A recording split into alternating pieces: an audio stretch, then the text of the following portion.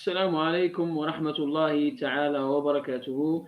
أهلا بكم وسهلا معنا في هذا البث المباشر. So today I'm going to speak in English. I'm going to give you some pieces of advice about how to deal with your classroom, or how to deal with classroom management in class, especially if you are a novice teacher. Okay.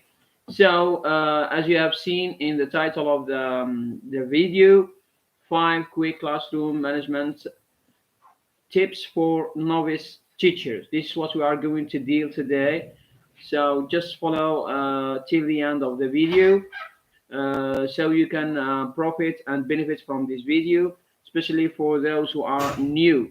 Okay, I know I'm speaking English. Maybe some teachers of Arabic cannot understand what I'm saying, but next time, inshallah, I'm going to make another one about maybe it will be in Arabic, inshallah. Okay, so let's start. So when it comes to managing a classroom, new teachers mostly learn on the fly.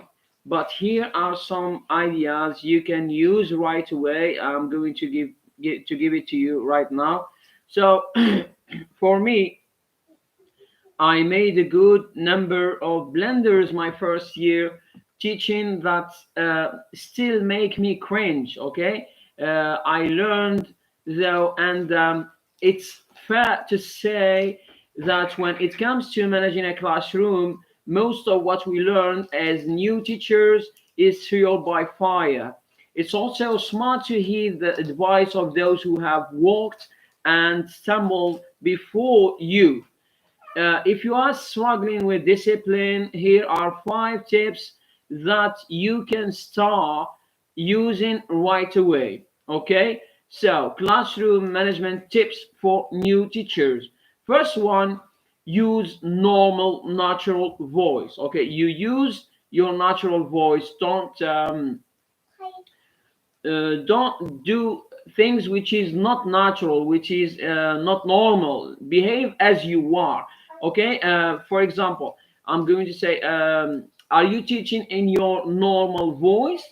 Every teacher can remember this from the first year in the classroom, spending those first months talking at an above normal volume until one day you lose your voice. So don't, for example, raise your voice or you speak loudly, because this is not good for you as a teacher in the first degree, because you need your voice. Okay, you are not going to teach 1 or 2 or 3 or 5 years and you are going to stop. No, maybe if God willing, you are going to teach for 32 years or more than, so especially in Algeria. So try to behave as you are, and take care to your health. Okay, now speaking about rising voice, raising our voice to get students attention is not the best approach, and the stress it causes and the vibe it puts on the room, or sorry, in the room, just isn't worth it. The students will mirror your voice level, so avoid using that semi shouting voice. If we want kids to talk at a normal, pleasant volume, we must do the same. Okay? How? You want also differentiate your tone. If you are asking students to put away their notebooks and get into their groups, be sure to use declarative matter of fact tone. If you are asking a question about character in a short story, or about contributions so made by, for example, the Roman Empire, so use an inviting conversational tone. Okay, now, number 2, speak only when students are quiet and ready. Don't speak when your pupils or when your learners are not ready, when your learners are shouting, or when you have havoc. You know what is havoc?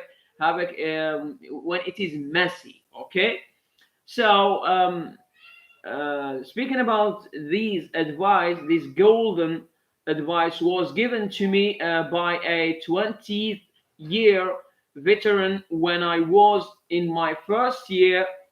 He told me that I should just wait and then wait some more until all students were quiet. Okay, I should not raise my voice. I should not speak when my pupils are talking. So I should wait for them until they be quiet. Then I give my instructions or I give what I want to give to my pupils. Okay, so so I tried it. I tried this piece of advice, or I tried to work with this advice. So I thought the temptation to talk. Sometimes I'd wait much longer than I thought I could hold out for. So slowly but surely, the students would cue each other. So sometimes you don't need to say stop talking. No, when you wait, for example, you stand up and you cross your hand like this, so your student, your learners will, let's say, will calm each other. Shh, the teacher is standing up. Okay, we listen to your students will do the job. Okay, so this way helps you. Okay, now number three, use hand signals and other non-verbal communication. How? Holding one hand in the air and making eye contact with students is a great way to quiet or to quiet the class and get their attention on you. For example, you stand up, as I said, and you can use your hand like this. Hello, hello, my pupils.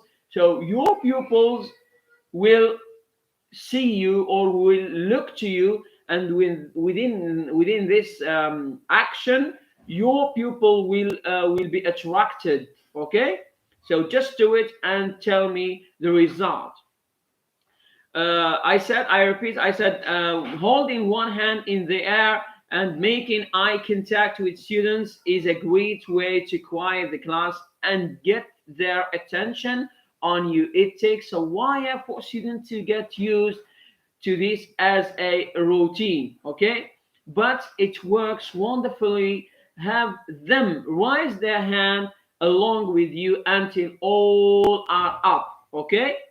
Then lower your hand. Okay, now flicking or another way, flicking the lights off and on wants to get student attention. For example, you can go and flick the lights on and off to get their attention. Is an oldie but goodie. Okay, it is an oldie action, but it's better. Okay, it's the best for me that I use sometimes when the class is not quiet. So I do that just to not to waste my voice, not to waste my physical energy. Okay, this ways or this methods helps teacher, or sorry, help the teacher to save his energy. Okay, because as I said before, you are not going to teach just 1 or 2 or 3 years. You are going to teach more than maybe 10 years. So you need to save your energy. Okay, you need your body, your family needs you. So you should know how to organize yourself. Number four, or piece of advice number four, address behavior issues quickly and wisely. What does it mean? Means to be sure to address an issue between you and students, or between two students, as quickly as possible. Bad feelings on your part or the students can so quickly grow from molehills into mountains. Okay, so to handle those conflicts wisely, You and the student should step away from the other student just in the doorway of the classroom. Perhaps wait until after instruction if possible, avoiding interruption of the of the lesson. Ask native questions such as how might I help you. Don't accuse the child of anything. Act as if you do care, even if you have the opposite feeling at the moment. The student will usually become disarmed because she might or he might be expecting you to angry and confrontational. Okay. If you must address bad behavior during your instruction, always take a positive approach. Say, it looks like you have a question rather than, okay? Or you can say, why are you off task and talking? Okay? You can ask this question to your students. Now, when students have conflicts with each other, arrange for them to meet you or to meet with you at lunch or after or before school. Use neutral language as you act as a mediator, helping them resolve sorry the problem peacefully, or at least reach an agreeable truth. Okay, sorry, truth. That's what I mean. Now, this is concerning advice for. Now, let's go to the last one. Number five, always have a well designed, engaging lesson. Okay, your lesson should be well designed and engaging. Now, this tip is most important of all the pieces of advice that we have seen, or the tips that we have seen. Now, perhaps you've heard that if you don't have a plan for them, they will have one for you. Okay, always over plan. It's a better to run, or sorry, it's better to run out of time than to run short on a lesson. From my own first hand experience and after my mini classrooms observation, there's one thing I know for sure: bored students equal trouble. Bored students equal trouble. This is what I've observed during my classroom, okay, sessions. Now, if the lesson is poorly planned, there is often way too much talking and telling from the teacher and not enough hands on learning and discovery by the students. Okay? You should pay attention to that. Now, we all know engaging lesson take both a serious mind and time to plan.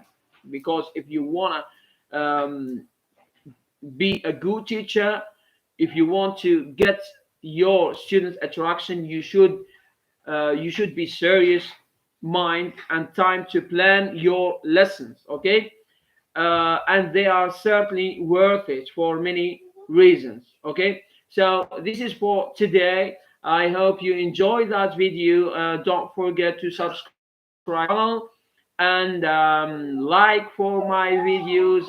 I meet you next time, inshallah. Thank you so much for being watching my video. See you next time, inshallah.